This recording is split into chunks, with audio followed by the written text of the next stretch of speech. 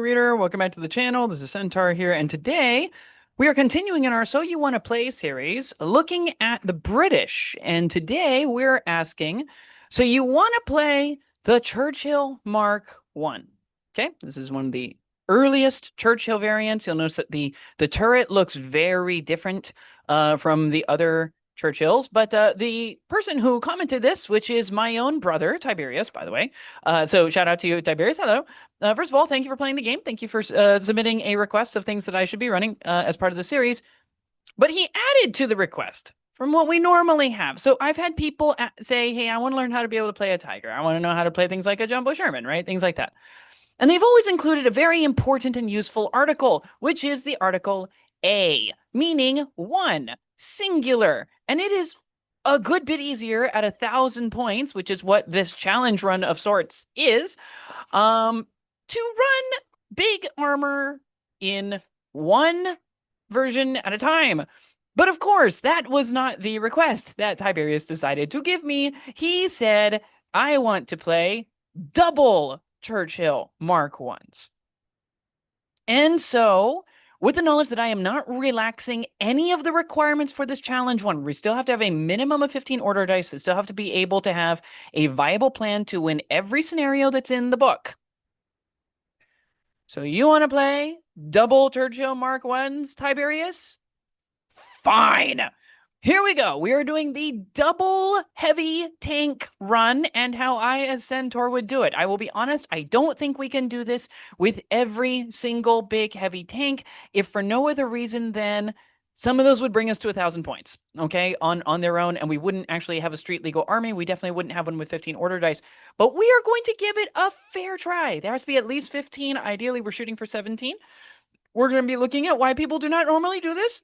And if you don't know already, just know that you're new to bolt action, and that's totally fine. We love new people, and new is great because it means that you aren't set in your ways, and you have a new mind, an open mind that might find something that other nerds in the game don't see. So we welcome you here. But just know that for most of you, you already know why you don't run two big armored vehicles, okay? But we're just gonna flesh that out. Then we're gonna talk about what you do get by doing this. And then we're going to look at the recommended army list. And then from there, we're going to look at what the list should do. We'll look at how you win all 6 of the different things and the so many thoughts I have on how to expand on this army if you add an extra 250 points. So first of all, why would you not run one of these? Well, first of all, like all of these big, heavy armored vehicles, it's a big points investment, right? At 270 points regular, a single one is more than a quarter of your army. So 2 of them is 54% of your army. I'm not kidding you. This is over half of our entire points is in 2 armored vehicles. Okay, now the good news is that they're relatively durable armored vehicles at damage value 10. But the critical thing here is that if that's half of your points, making back your investment with simply a light anti-tank gun, a coaxial machine gun, and a forward-facing light howitzer is quite difficult to do. Okay? It is also slow, so it is really hard to kind of aggressively threaten the enemy with these because they're only moving 6 to 12 inches in a turn. There's no doubled movement on roads, so especially if you have to move on as part of a first wave and you don't start deployed on the board, aggressively pushing up toward the enemy to contest something is actually quite difficult to do, okay? You will often have a low order dice count. Often it will be less than or equal to 10 at 1,000 points if you are running 2 of these. And to be fair, when I was putting together this list, it was a stretch for me to get above 12. And that was with me already taking relatively cheap infantry sections, minimizing the amount of supporting fire that I had. And toward that end, you'll find that if you want to try to avoid the less than 10, or sometimes even working with the less than 10, you're going to be sacrificing supporting fire elements. You're not going to have a lot of people providing pins down range to support the Churchills. You're not going to have very high infantry quality. And sure enough, I only have 1 veteran unit in this entire 1,000 point list because it is just so dang hard to get 15 order dice minimum so that you have a reasonable chance of going first on a given turn while also being able to get quality infantry. It's very difficult to do. And even more so trying to do all of this with air defense. That gets extremely difficult to do. So we're going to try to break that today, okay? We're going to try to find a way to make this work. And so to start off with, what are we getting off of this? Because if we're going to centerpiece around this set of models, these two big armored vehicles, they better be bringing something serious to play. Okay. So first of all, you are getting a light anti-tank gun with a light howitzer, which if anybody's played with the Charbie 1 for the French, you're already kind of familiar with this loadout. There are some other armored vehicles, things like the OT-34 and stuff like that, where you get multiple heavy weapons, the M3 Lee being my personal favorite way to do this. But as regards these, it's not bad because you can pin big armor, possibly even two at a time, depending on how many of them are taken veteran. And you can actually pretty effectively dual light armor, right? Because the light AT gun is perfectly serviceable at glancing, if not damaging, DV7, DV8 vehicles. And with the light howitzer, it's not going to be that great at packing a punch through an armored vehicle, but you can also pin down another one facing toward them, right? And then you can turn the turret to hit a second one if you really need to. So on the whole, it's not horrible, mostly because for 270 points regular, you're not only getting a really durable shell, more on that later, you are getting two heavy weapons. This is not one heavy weapon with a coaxial machine gun and a forward-facing machine gun. You're getting a full light howitzer, which is quite nice. The coaxial machine gun does also mean you can throw 3 shots plus a 2-inch HE template at anti-infantry. There are a few instances where you might consider having a 1-inch HE template. I was talking with a buddy of mine, his name is Walden, about this at a tournament recently, about, okay, at what point do you use the 1-inch HE template? At what point do you use the triple shots? Unless you know that the opponent is really bunched up so you can hit 3 or maybe even 4 models with a 1-inch HE template, in general, the machine guns are going to be better. And it's nice that unlike some things in the game, the coaxial machine gun is not coaxial to a light howitzer. And a lot of those CS variants that the British get, that's what you have. In which case, I mean, the machine gun's pretty much wasted. It's almost always better to go with the 2-inch HE template unless you're going after like a single guy, a single infantryman, in which case the machine guns are going to be better. But in this case, you can get the benefit of the machine guns for volume while also still getting the 2-inch HE template for not only the D2 pins, but also potentially taking larger chunks out of bigger squads. But of course, the biggest benefit this thing gets for being 270 points is that it's damage value 10. So in most situations, unless your opponent has paid for a very big anti-tank gun that they can get relatively close to you, there's actually a pretty good chance that you're going to survive the fight, which is really nice. And against on-meta forces where you're looking at light AT guns, maybe medium AT guns as your highest level of AT guns, this is a very survivable tank. And so because of that, and especially if they're doing like autocannon swarm, which is the current portion of the meta here at the beginning of 3rd edition, I mean, with light autocannons, even if they're at the rear at point blank range, which is the best they can possibly do, a pen +5 is glancing on 5s. So there's a 2 and 3 chance they do no damage to you. They will apply 1 pin with that autocannon. Right? And if they decide to spam heavy machine guns, which is very common for the Americans especially, because you can get so many of them on relatively cheap chassis, that's glancing on 6s if they're firing at point blank range at the rear. At anything else, they can't damage you, period. They're just doing pins to you, okay? And the beautiful thing about 270 is, technically speaking, because it's under 300, you can, realistically, field 2 and still have reasonable options for going after the enemy. And so, as we head into the list, this is how I would build it if you want to play double Churchill Mark 1s. So for starters, in the high command section, we have the company commander with a pistol, inexperienced, absolutely essential for running big heavy tanks because we need them to do our bidding every single turn. We cannot be forced into a rally situation. We need to have the option to be able to perform attacks or do other things as needed so that way we can keep the pressure off and keep the army moving. We are also going to be taking a chaplain, taken veteran at 33 points. You can take him as a guards chaplain if you want to because you have 1 point remaining. I'm leaving that point free because you might consider taking a rifle and one of the commanders instead. Like there's some other stuff you could do. You could take 1 rifle on the Corps of Military Police that we'll be talking about in a little bit. But just suffice it to say, you do have some freedom, right? In case you want to do something like that, there is an option there. And then as we go into the rifle platoon, we have our platoon commander with a pistol, inexperienced. He will just be making sure that the boys are doing their job. We don't need him to do anything else. We don't need him to generate pins or anything. He's fine as he is. We're then taking a 5-man air landing rifle section with the guards upgrade taken regular. So this is a 55-point unit for 5 men who every time that they pass an order test will remove 2 pins instead of 1. This gives us a slightly more reliable pin generating unit coming from behind. And we're going to escort them with a 4-man air landing rifle section taken regular at 40 points because it was relatively cheap and I didn't feel like going all the way down to home guard. So there's that. Because again, one of the problems that you run into when running big tanks is you have to suffer infantry quality, and I'm trying really hard not to suffer infantry quality. So we're going to drop to regs. They'll be doing supporting fire. We won't be pushing up with them very often, so it'll be okay. And then we're going to have our 4-man Corps of Military Police with pistols. This is a 32-point inexperienced unit. We're mostly taking these because they are cheaper than a home guard unit, and we needed points, okay? And then we've got some punch. We are taking a Piat team, which is controversial. I know a lot of people don't like Piats. I think a lot of people run Piats the wrong way.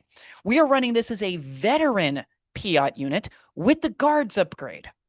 So this is only 50 points. It is very cheap. It comes at the expense of, not taking it regular and then spending 10 points, taking the air landing rifle section with an extra 5th man in it. So we have a 4-man unit instead of 2 5-man units.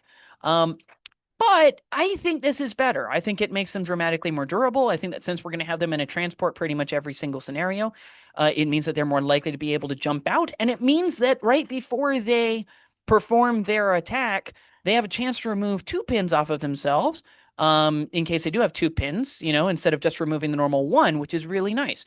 And so because of the fact that now they're removing 2 instead of 1, there's a much better chance that when they're jumping out, they're advancing and they're shooting at something. If we can get them to that point blank range, which is the ideal here, then they'll be hitting on 3s, not 4s, because there's no pins on them, which is awesome. And I think that's going to help us a lot with making sure that they're highly effective.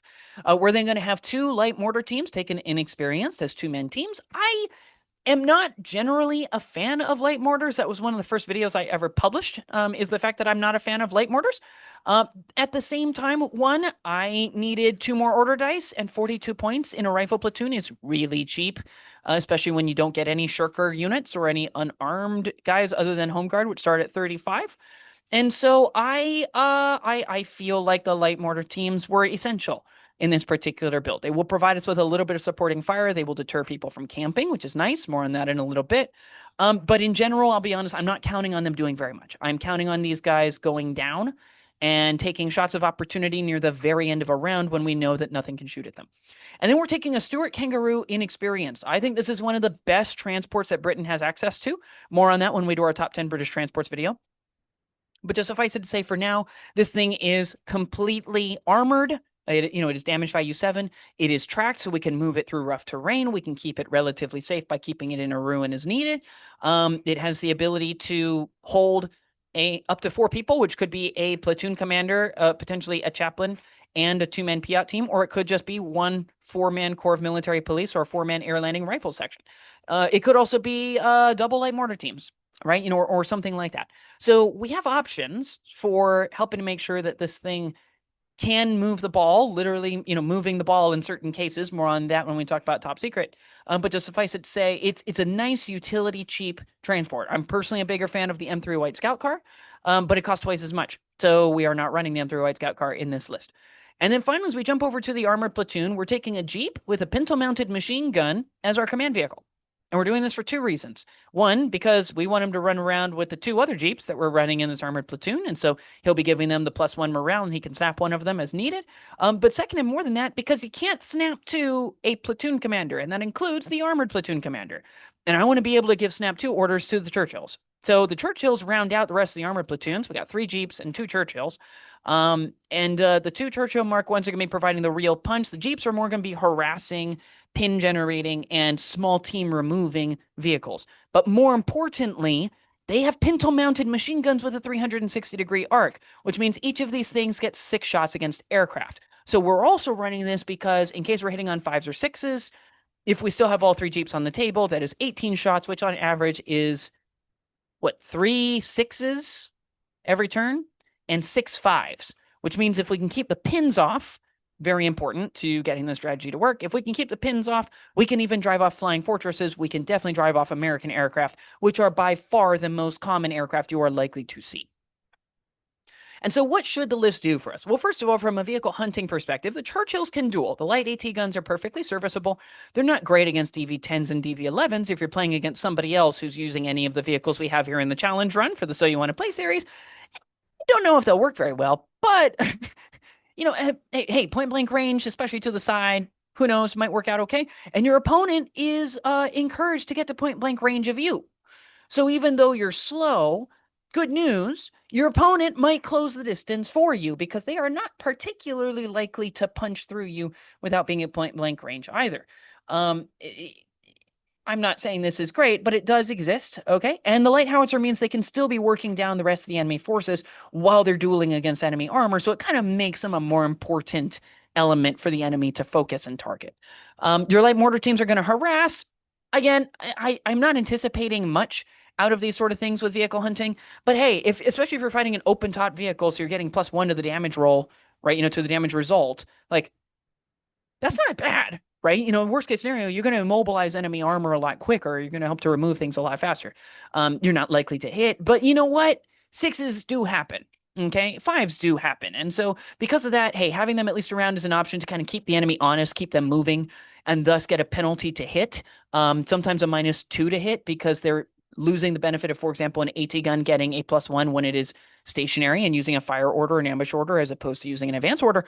Like, that is not horrible if that's all that a 21-point inexperienced light mortar team is doing for you.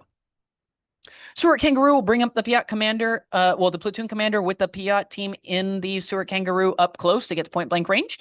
Piats do not benefit from the extra +1 penetration for being at point blank range, but they do benefit from hitting things from the side, assuming they don't have Scherzen skirts, which are relatively rare to see in the competitive scene. And so because of that, I think personally that the Piat is extremely useful for vehicle hunting because it is a very efficient 50 points to get a potential pen +6 or pen +7, especially if we're very smart about how we move it up and at what point during the turn we move it up. More on that a little bit later when we talk about Seek and Destroy. When it comes to infantry hunting, the Jeeps will do some hunting of the smaller stuff. They can also help to pin down some of the larger units, but they're not going to do a whole lot of removal, right? Because it's only 3 shots each. That's not a lot, okay? The infantry are going to pin as available, right? We won't always need them to do pinning. The most important thing in a lot of scenarios is just going to be staying alive. So that way they maintain the order dice count, so that way we can activate things as we need to. And then the howitzers on the Churchills are going to help to finish off the infantry as they start getting to a manageable size. They can also be a great way technically of winnowing things down at front. I like the idea of waiting to use howitzers until an infantry unit activates. So that way, assuming they didn't go on ambush, that allows them to then go down. It does allow you to be able to then counterpunch without them being able to improve a cover save or gain one. And so because of that, I like to see howitzers more as a finishing tool, okay, where you're going to, after a unit activates, it moves up, even if it moves into terrain, then both of the howitzers fire on that unit and punish them for the fact that they now can't go down. For dealing with campers, the light mortars and the howitzers will kind of encourage the enemy to continue moving. They'll encourage them not to stay still. Jeeps help to then finish off a bunch of these smaller camping units, machine gun teams, snipers, mortar teams, things like that. And then for morale bubbles, the company commander needs to always be near the Churchills, bar none. Okay, if we're going to spend over half of our points in 2 big tanks, they need to be doing our bidding instead of our opponent's bidding every single turn. Okay, and so we need that extra +5 because British +5 morale bonus, which means even if they start taking like 7 pins, you are more than 50% likely to do what you want. I'm not kidding. Like, these things can absorb so many pins because they're starting up. Well, I guess it's starting at 14, so you'd be on, yeah, it's a 56% because, looking for 7 or lower. I mean, just think about that for a moment. 7 pins. And you still have a 56% chance of passing your order test. And that assumes there's no chaplain removing pins off of you. Okay? So, company commander near these guys, absolutely essential. Okay? Do not mess this up. You need to do that. Okay? The platoon commander, I generally am going to keep with the Piat because the Piat's going to be necessary for helping to keep the things off the Churchills that can actually mess up the Churchills. Okay? And so we want to make sure that is reliably activating, and we may not be able to keep them as one nice terror ball. Right? If the situation allows, you might be able to put, say, the company commander in a Stuart Kangaroo with the Piat and keep all of that near the Churchills, and they just kind of roll together as a ball. but sometimes you're going to need to headhunt things that are further away. And so I personally like assuming that the platoon commander is going to be the buddy hanging out with the Piat team. So when looking at strategies, we're going to start with seek and destroy. And when looking at the Churchills should be able to duel both armor and enemy infantry, especially infantry artillery and three-man teams. Because even if they go down, the chances that you're going to hit two is actually pretty high. And the chances that you're going to wound those two is also pretty high. And you're going to sneak at least one wound past a cover save. And if you happen to sneak two, that's probably a morale test. I think reliably, against on-meta armies that are running light AT guns, medium AT guns, and auto cannons and AT rifles as their primary means of firepower. Okay, so they're not running a lot of heavy and super heavy AT guns. I think you can reasonably remove 4 units over the course of a game, and I think you don't lose any of these. They might have to rally on a given turn. But I think in general, you're not losing any of them, which means on their own, as long as the rest of the army maintains parity, even with a slight margin of error, you've already won. Because you've got 2 big things walking through the enemy army, punching their way through very light armor, very big infantry squads, and the opponent is not reliably going to be able to do much to them. And while people will say, well, just ignore the big tank, from experience, it is harder to ignore 2 of them, especially if those 2 of them are using multiple heavy weapons per turn. Your Jeeps will then begin hunting enemy infantry teams. We do not need them to hunt bigger enemy infantry squads. 1, because the Churchills can help to do that. 2, because we do have other things for generating pins to try to help hold those down. But 3, because frankly, Jeeps are not very good at that. Like, you can throw some shots, but just know, reliably, you're going to be doing 1 pin and maybe 1 wound. That's all you're doing. And while you do have 3 of them, I don't think you're going to rack up many kill points. And this is a kill point scenario. So my opinion is, as much as possible, go after the team weapons. Go after those 1 or 2 man sections that a howitzer is going to struggle with handling because of the fact that people can go down to have the number of hits.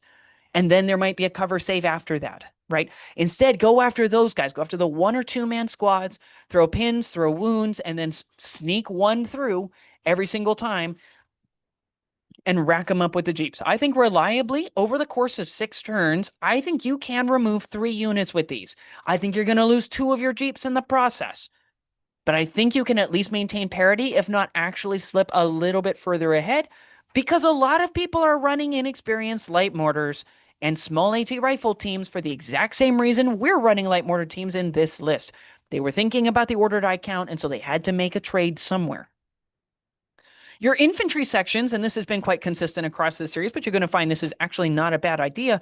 In general, our infantry sections are just going to go on ambush or they're going to rally. And the reason for that is that we just need these guys to stay alive. We do not have dramatic push infantry in this list, per the way that we're going to be running the list when it comes to things like objective control missions. We don't technically need to have push infantry in this list. So we're going to be using them for supporting fire, generating pins down range, but we're going to do it off of an ambush order. And the reason why is because if somebody else activates and moves up to attack them, you can change an ambush order to a down order, which means we can improve the longevity of these units. We're going to keep them in cover. And then if we need to, we're going to improve that cover save by 2.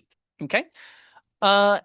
Obviously, there will be some situations where you're going to look across the board and you're going to say, nothing's threatening me.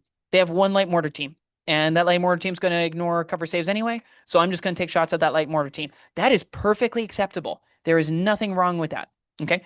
But what it does mean, and this is the reason why I'm mentioning it, is that in general, the mindset's going to be, we need to keep these guys safe, so we're going to go on ambush so we have a chance to improve our defense, okay?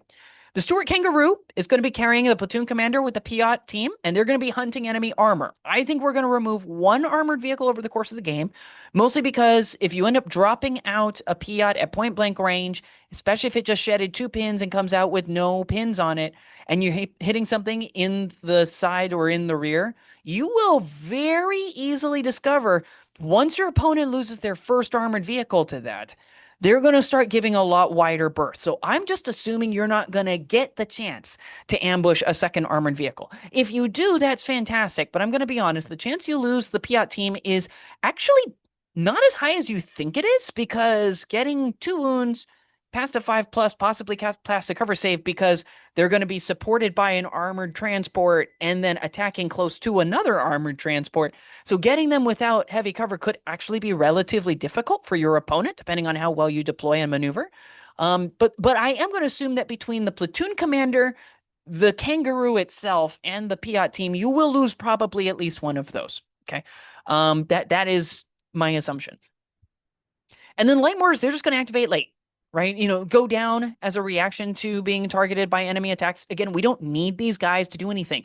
The Churchill should give us enough damage output that we're able to remove more than we are losing. Okay. And so the job of these guys is just go down, go down, go down, go down, unless things near them are not targeting them. A lot of the stuff for the turn on that side of the board has already been activated, and you feel like, okay, I'm going to go ahead and I'm just going to try an attack of opportunity, if you will. And then early on the next turn, if you want to, and if you are not afraid of reprisals, because maybe, the enemy notices that they've got some problems and they got to deal with other things, and the mortar's only going to be ranging in on 5s, it's not particularly highly likely to do anything, you can then do a very early on activation of them again before the enemy has a chance to move and reset your ranging in, or, anything like that. And now you're taking advantage of 5s. And between two of them, on average, you might actually hit something on a given turn with the 5+. So, and then from there, again, you can always reset it. You can always go back because we're doing more than we expected. But if you need to, you can always follow up on that with a 2+ on the following turn if it seems like you're going to be safe. But again, the biggest thing to remember is that you need to maintain and preserve your units, okay? So don't just be like, well, maybe it will work, okay? Maybe it will work and there's no reprisals. That's the way we have to think. But I think you have an eminently winnable chance here with winning with this force. On key positions, it's going to be relatively straightforward, right? In fact, it's actually going to be slightly better than some of the others we've looked at in this series because we have 2 heavy tanks. So we're going to have somewhere between 5 and 7 objectives. That means there's going to be 3 or 4 of them that are going to be next to you that you're going to be deploying.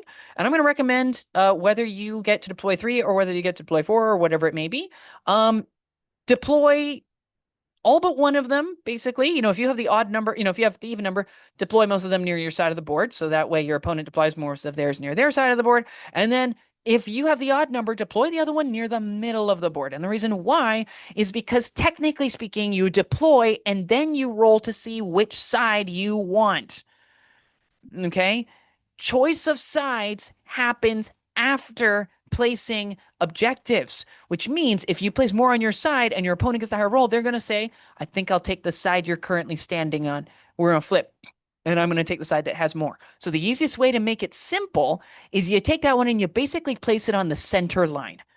And the reason why is because now it's fair. There's no reason to take one side over the other. Laziness principle of physics kicks in, and people just decide, I don't want to move all my stuff. I feel comfortable standing at the side of the table. I'm just going to go ahead and remain here.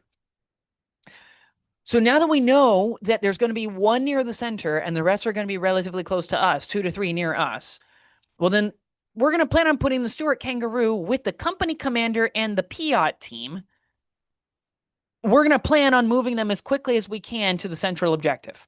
Okay, if we get to start deployed on the board, fantastic. We'll probably be able to get there as early as the first activation, first turn, assuming we get the first dice, which is not a guarantee because we don't have 17 to 18 ordered dice, but it is not far beyond the reach of possibility. We're only down about 6% chance, which is not horrible. Okay, but even then, if not, worst case scenario, we'll punch and soften things up with our other units that might, if the enemy does move up to the central objective, and then we'll finish off by moving up the Stuart Kangaroo, drop the Piat team out to finish off whatever is left, and then the company commander's just there to make sure that everybody continues to remain.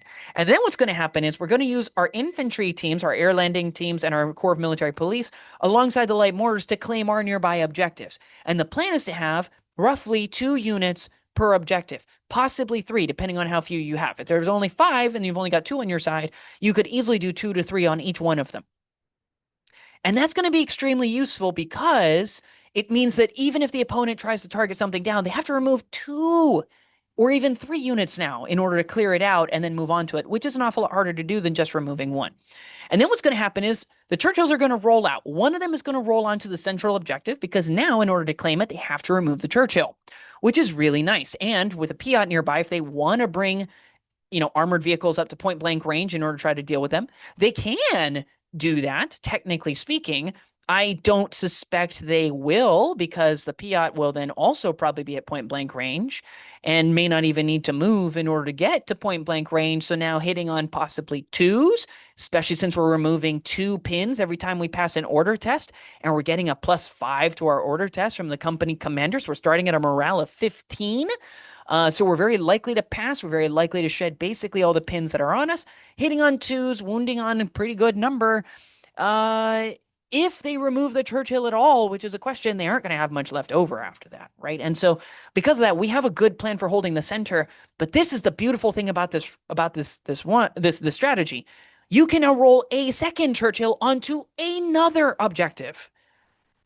Which means even if we just have one light mortar team holding it, if it's one light mortar team plus a Churchill, good luck pushing that objective. That is going to be very difficult to clear, especially if you're trying to do it from long range and you don't want to try to clear the path. And in terms of crossing that distance in order to get up close to these kinds of things, this is where the supporting vehicles like our Jeeps are going to come in handy, and where our infantry are going to come in handy. They're just going to be harassing and winnowing down the enemy as they start moving to our objectives. Okay. They're going to be shooting it down. So that way, if people do want to move a 7 or 8 man submachine gun squad up, they can do that, technically speaking. But especially once we start getting units like the Piat on ambush and stuff like that, they're not going to try to get too close. They're not going to do very much. There's a very good chance they're going to end up getting hit. But the big thing we're going to be doing is we're just going to be chewing away at these units with the Jeeps. We're going to be putting so many pins on them. They may fail order tests and go down, in which case, yes, that might make it so that they have hits coming in from, say, the light howitzer on the Churchill, but they also aren't going to be hurting us, and they aren't going to be helping to take advantage of the situation, right? And so we're going to be able to do a lot of punch. Worst case scenario, the Piat team could even jump back into the transport if it needs to, but we're going to have a solid hold on the center with a lot of units that are hard to remove. We're going to have a solid number of units or durable units on our other objectives, and that's all we need to win the game. We don't need to push the enemy off of the objectives that are on their far side, unless they start rolling us off of some of ours. So as long as we can maintain ours, we're going to be just fine. We stand a reasonable chance of winning this scenario. When looking at top secret, we want to place the Stuart Kangaroo as close as possible to the thing. Okay, you might be coming in off of a board edge. You might be deploying in quarters. You might be deploying long edges. If you're doing long edges or quarters, you will be 12 inches or so, basically just beyond 12 inches or so of the briefcase, because again, at the very, very bottom there on the second column on the right-hand side, you'll see that, note that in this scenario, all units, including infiltrators, must be deployed more than 12 inches from the briefcase. So you will start beyond 12, but the Kangaroo can move 9. So a unit will be able to reach out and jump out and grab it, ideally on the first turn, right, as the first activation of the first turn. And so you're going to do a simple advance order with the Stuart. I recommend the platoon commander being here. Platoon commander snaps, assigns an advance order to the Stuart. Could assign an advance order to the Piat team. It probably will not make much of a difference, because there's a very high chance, especially if it's the first activation the first turn, that you will not be within 12 inches of anything. So in that sense, I wouldn't plan on shooting anything. But the point is that the veteran guards Piat unit is going to jump out, and they're going to be the ones to grab the briefcase. And that's going to be the guy holding the ball. Okay. After that happens, everybody else's job is just to provide cover fire for the Piat. Okay, that is his entire job. The Churchills, you can roll up and cage for him because they have very large chassis. They're very big boys. And so because of that, you can screen off quite a bit of not only line of sight, it's possible the enemy might not even be able to see the veteran Piat team behind the Churchills. But in addition to that, they can at least provide a heavy cover save to help them stay alive a good bit longer. And that will be excellent. And again, because we've got that +3, morale platoon commander hanging out with him, I mean, they're starting on a morale of 13. So the chance that they pass an order test is pretty high. And worst case scenario, we run the company commander up to make it a +15. We pass an order test to jump him into, say, the transport or whatever, or get them running, whatever it is that we need to do in order to really keep things moving, right? Again, the benefit of playing this with the British is that morale testing and order testing is just in general more reliable, okay, than it is for other nations. The Piat team is then just going to run back. You can technically board the Kangaroo if you want to, okay? But honestly, you could just as easily just perform a 12-inch run, right? That'll take you very close back to your lines. It means you don't have to worry about what happens if somebody lobs a lucky hit, blows up the transport, and now you're taking D6 hits, resolved as small arms against your squad. It also means that you have yet another body blocker for heavy cover in the Kangaroo if you want it to, because again, they can blow it up. It doesn't matter. Right? If they blow up the Churchills, it doesn't matter. That's not what scores for us. There's no kill points associated with this mission. And then, by virtue of the fact that the Piat team is shedding 2 pins every time they pass an order test, you have the added benefit off of these that they are likely to continue activating, right? Once they get out of the middle scrum, the chances that they get dramatic amounts of pins begins to go down because the number of units that can physically see them goes down, right? And then the plan is just keep the chaplain nearby to take an additional pin off the back of the Piat. And if the Piat team doesn't have any by the end of the turn, then activate the chaplain basically dead last, if you can, and remove the pins off of something like, say, one of the Churchills, right? And just keep it moving. And the result is you'll be able to run the football back very easily to your lines and escape. In which case, you win the game, right? Nice and simple. When looking at Demolition, in reserve, we're going to be putting the Stuart Kangaroo with the platoon commander and the Piat team. Once again, these guys are hanging out. You can, by the way, if you want to, use a light mortar team instead. I'm going to explain later why I wouldn't. I would use the Piat team here, okay? But we're going to be keeping these guys in reserve. Now, remember, we won't need to determine where we're deploying our outflankers, which, by the way, we're going to be using these guys to outflank. Unsurprisingly, we're using the same shenanigan we always use because it works in Demolition. Demolition, in my opinion, is a screwy scenario. I do not like the way that it's written in the rulebook. In certain mission pack, when we do Demolition, we make a few reasonable changes, most notably that there are typically 3 bases that can be destroyed. And so it's a lot harder to simply bunker down and castle around one place. You kind of have to castle in 3 places, which is an awful lot harder to do. But in addition to that, it also just makes it so that shenanigans like this are not nearly as devastating as they are. But this is the way that it's written. It's a screwy scenario. So, modern problems require modern solutions. And that means shenanigans, right? I've shenaned once, I shall shenan again. And this is typically the shenanigan that I do. The Churchills are going to deploy on either side of your objective. This is castling. Now, note in passing, castling can be very abusive, especially with Churchills, because Churchills are over 3 inches wide, which means if you place one on one side of your 25mm objective and one on the other side of your 25mm objective, leaving a little more space than that because they have to be at least an inch apart, right? That's the rule for units in bolt action. It's not ignored by vehicles. If you do that, the only place you can score against your objective is running right between them. Okay? However, they have a control zone of sorts, right? You're not allowed to move within and end your move within an inch of an enemy unless you're assaulting them. And so in order to actually get there, you'd have to destroy both Churchills. And then on top of that, then slip inside and have a chance to score. Okay? Now, first of all, that is doable. Okay, I don't want to pretend like this is an impossible situation. It is possible. It means you might have to have specific tools. You might need to buy a couple Panzerfausts, and you might need to put those guys in a truck or something else like that so that you can get very quick movement. And at the end of turn 3, using the exact same shenanigans that I'm using here, you might need to suddenly come in and start blowing things up very, very quickly. So that way on turn 4, you can run in and get into shenanigan range to destroy the demolition markers. It's not impossible to win. There is no actual castle that can fully keep you out because of the 1-inch rule. However, realistically, removing 2 Churchills is extremely hard to do. So here is what I am going to recommend as a gentlemanly thing. First of all, castle. It's perfectly legal. There's nothing wrong with it. I am going to recommend leaving a 1.5 inch distance between them. And I'm going to recommend this for 2 reasons. Number 1, because in the Zern mission pack, we use 50mm markers. And that means that you would just barely be clipping the edges of either side, because 1.5 is what, like about 40mm or so? Is about 1.5 inches. And so, because of that, like, you can still see the objective marker, but you're also close enough on it that it helps to indicate, by the way, 1 inside, 1 inside, there you go. But it also means that if you can remove one of them, then you can, in like 2 corners, you can fit 2 units within scoring range of this. That is legal. There is a chance. You still have to remove one, which is not a bad thing to require of your opponent. There's nothing wrong with making them work for it, but you're giving them more of an opening, okay, than you otherwise would. And I think that is very sportsmanlike. I think that is perfectly fair, okay?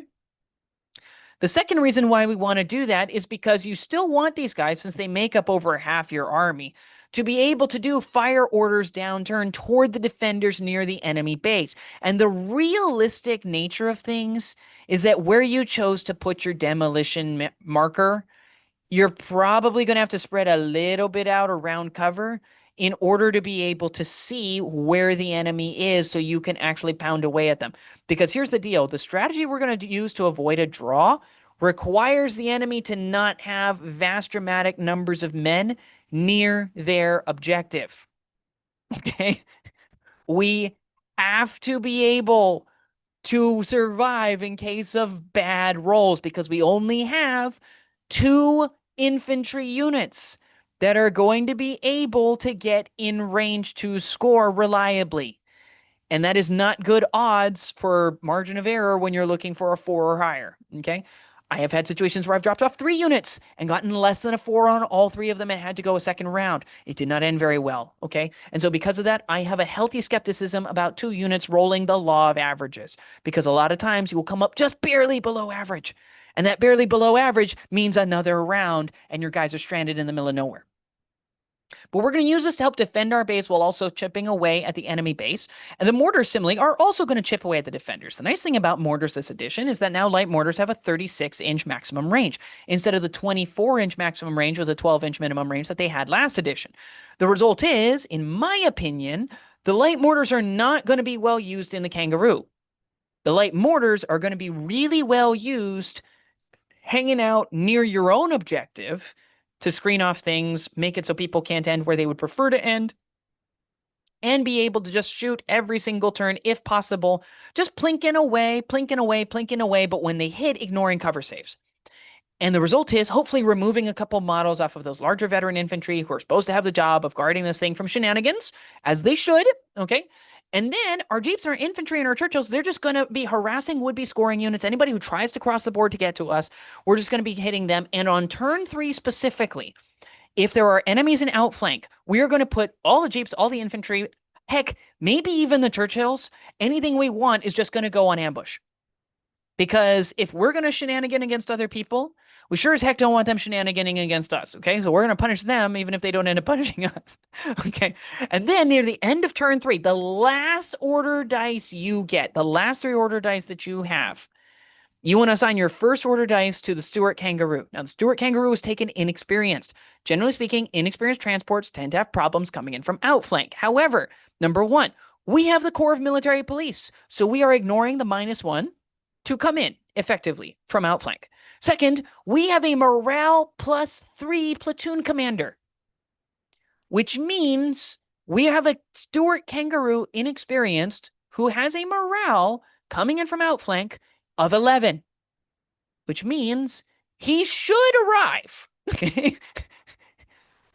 One can only hope that the boy arrives, okay? Because if he rolls a 12, there's nothing more you could have done about it. There's no way to fix that. There was no other way we could have kitted out the list in order to solve that problem. 12s always fail when it comes to order test. So that's that, okay? But the result is going to be he's going to come in on an advance. And then the next 2 order dice that we get are going to be an advance for the platoon commander and the Piat team to run out of the transport to get within scoring range, okay? Now, this is an important thing to note. If your opponent places their objective basically dead center on their side, they are going to be about 35 inches away from you, and scoring distance is going to be 32 inches away from you. If that's the case, do not get the platoon commander and the Piat team out of the transport, and do not issue the Kangaroo an advance order. Issue him a run order. And the reason why is because you don't have wheeled movement. Wheeled vehicles are generally better for this. Half-track vehicles are fine. They're not always reliable, but they are fine. Wheeled vehicles are ideal because the wheeled vehicle can move 12 to 24 inches on an advance, depending on whether or not you get a road, and then you can run an additional 12, which means you could get up to 36 inches worth of movement. You can, at minimum, get up to 24 with a 12-inch advance and a 12-inch run. The problem here is that we have a 9-inch advance and no way to double that, which means while it is armored and it is reliable and it will survive, if your opponent places it more than 30 inches in from any given side, there is a very good chance that you will not be able to reach scoring distance with any of your units inside. And if that's the case, we don't want them foot slogging it to the objective. We want instead to advance or run the kangaroo to a place where they will be safe from enemy fire. We want them fully obscured from line of sight, hiding behind terrain that your opponent thought was going to be helpful for them and that they didn't need this game, but as it happens, is going to be pretty useful for you. And then the plan for the following turns, if you aren't able to blow it up right there at the end of turn 3, is going to be to just pound as many of the units that are near the enemy's objective and able to take out your shenanigan troops as quickly and as efficiently as possible. We're just going to pin them down.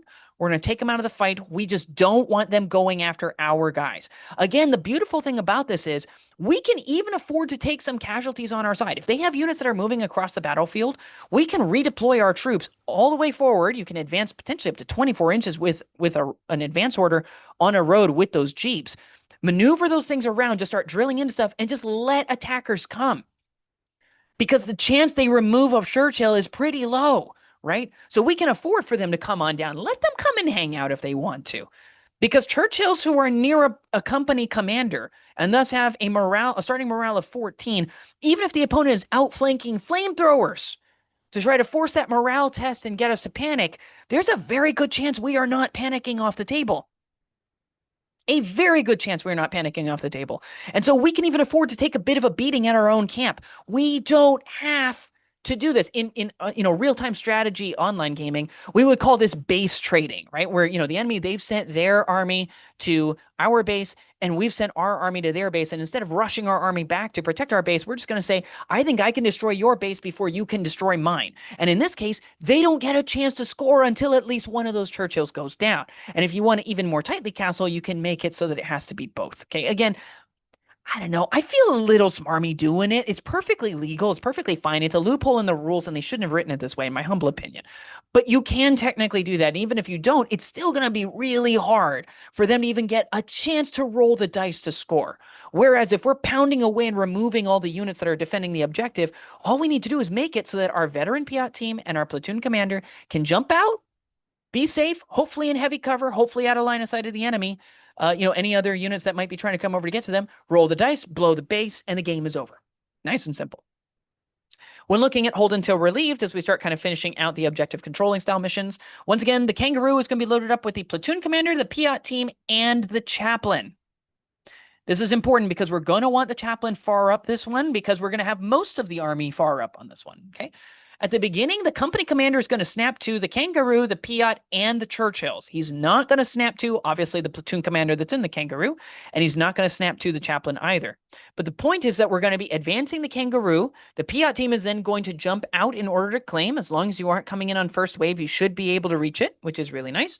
And then the Churchills are going to roll as far forward as they can on a run order just to try to get within scoring range.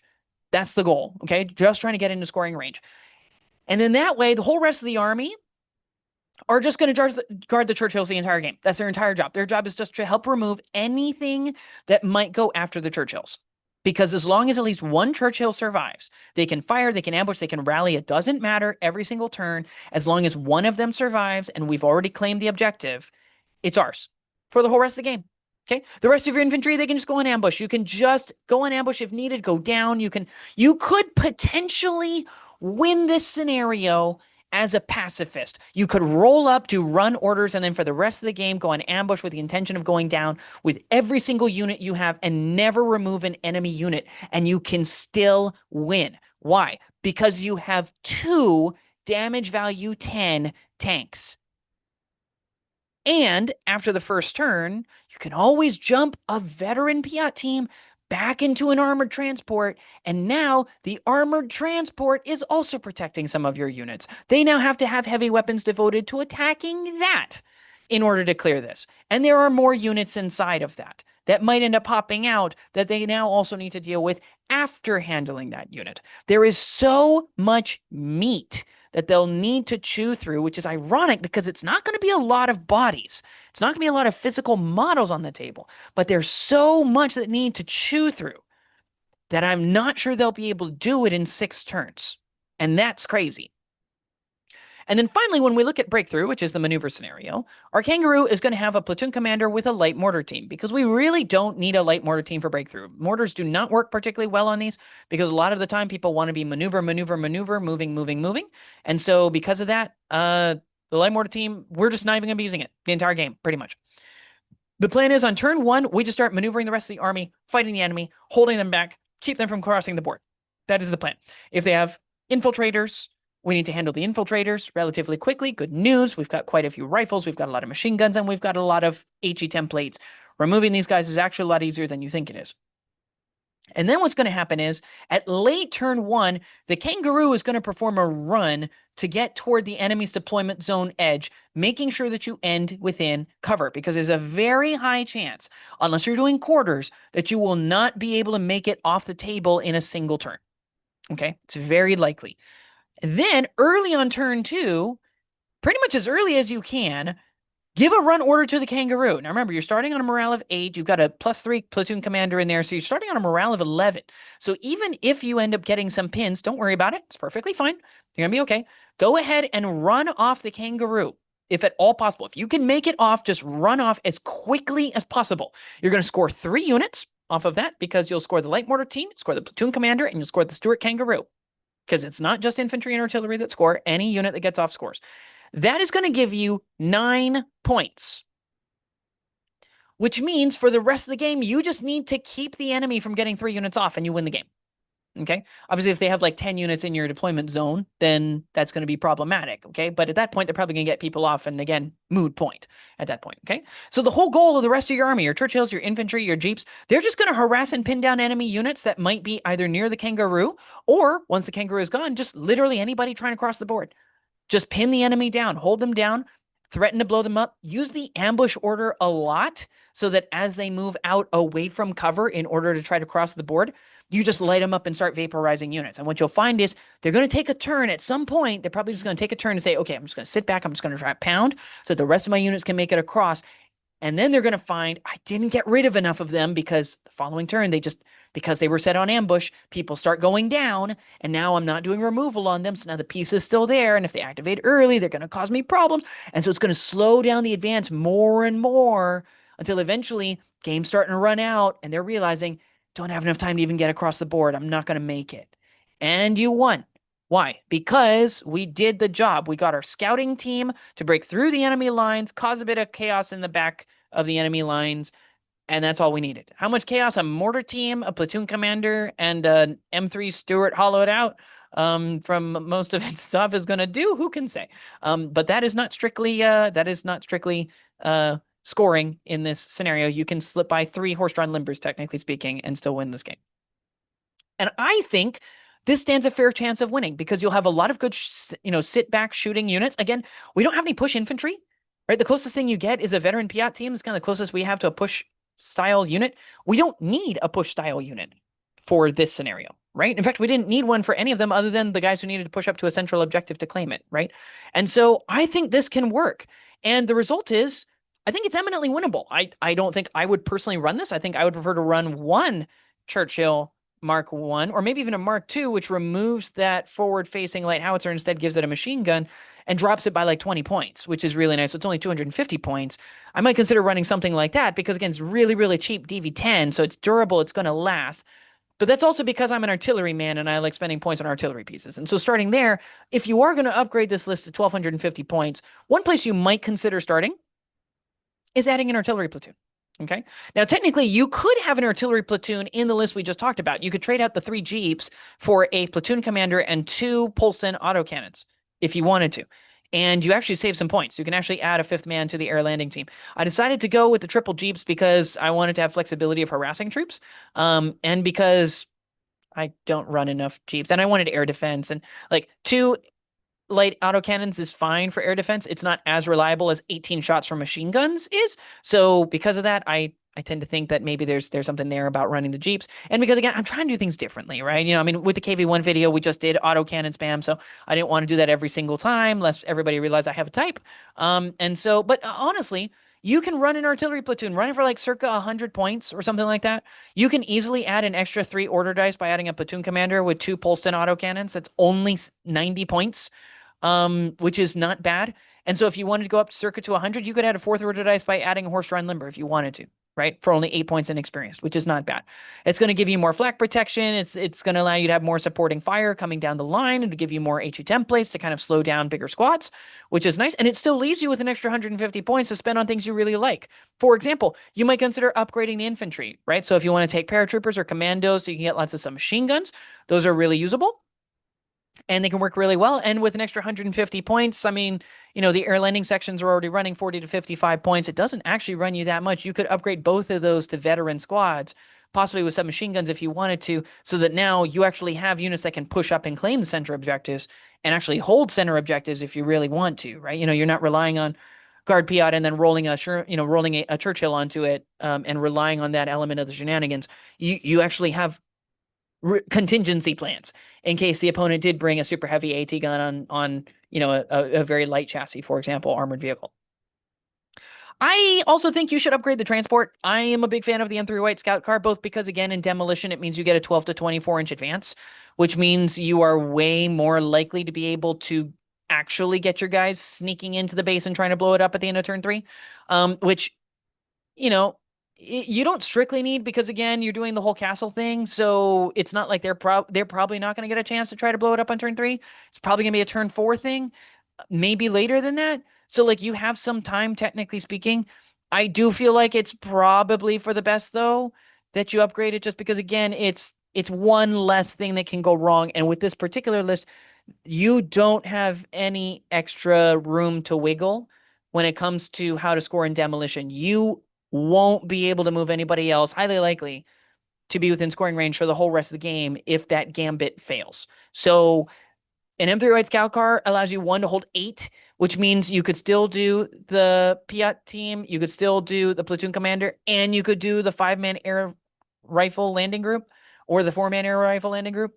And the result is that, or in this particular setup, if you're upgrading the infantry, you could probably add like 5 veteran paratroopers with some machine guns, which would be pretty sick and would mean that not only would they be pretty durable going in, you can also maybe shoot some people when you're in there. So you can actually help with clearing things out, possibly at point blank range, possibly ignoring all cover bonuses, depending on how they're getting their cover, right? If they're hiding behind a building, then you might be able to hit them when there's no building between you and them. So like, I think there is some options there. One way you can also you can technically swap the Piat team with an AT rifle team. I like the fact that since our highest thing in the list is only pen +4, I like having something that can get to pen +5 or 6, just in case somebody runs something that's a little bit bigger.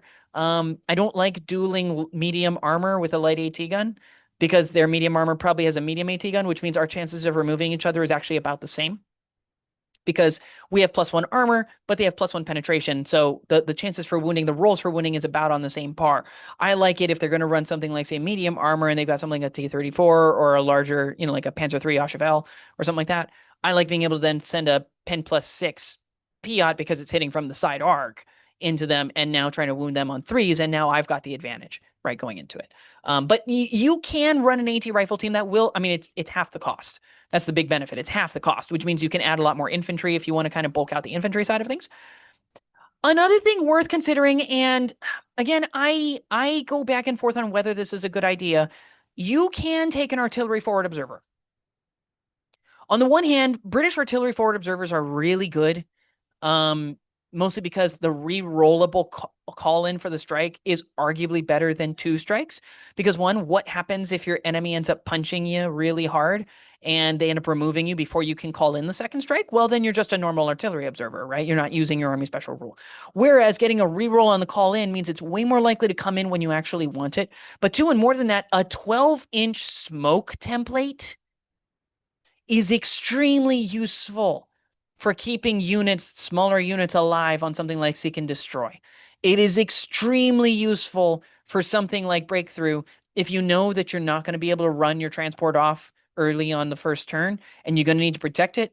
You can throw a smoke screen down, prep where you want it to go, run the thing over really late in the turn, and then you call in the strike, it drops the smoke, and then enemies are going to have a whole lot more trouble getting to your transport before your transport then decides, see ya, run, because they can move through it and get off the board, right? So like there is a lot of utility that comes in from the Air Artillery Forward Observer. I'm not sure you need it as much as you need more order dice going up to 1250, because 15 is not going to cut it if you want to be able to activate early. I don't think it's as good as upgrading your infantry. I don't think it's as good as upgrading your transport, but you do have options for it. It is something that's there, and it will allow you to use more of your army special rules, which is always nice. So you want to play double Churchill Mark 1s? That's how I would do it. That would be my plan. But what are your thoughts? Do you think that a lot of this is a load of hooey because a lot of our infantry are just going to get mauled off the board? Do you think that this is an interesting skew build that is particularly good against on-meta armies, but is ironically maybe not so good against more historically grounded armies where people are running things that have really big anti-tank guns on other big durable chassis because they might actually be able to knock out both of the Churchills without suffering much in return? Let us know down in the comments below, and I will see you next time.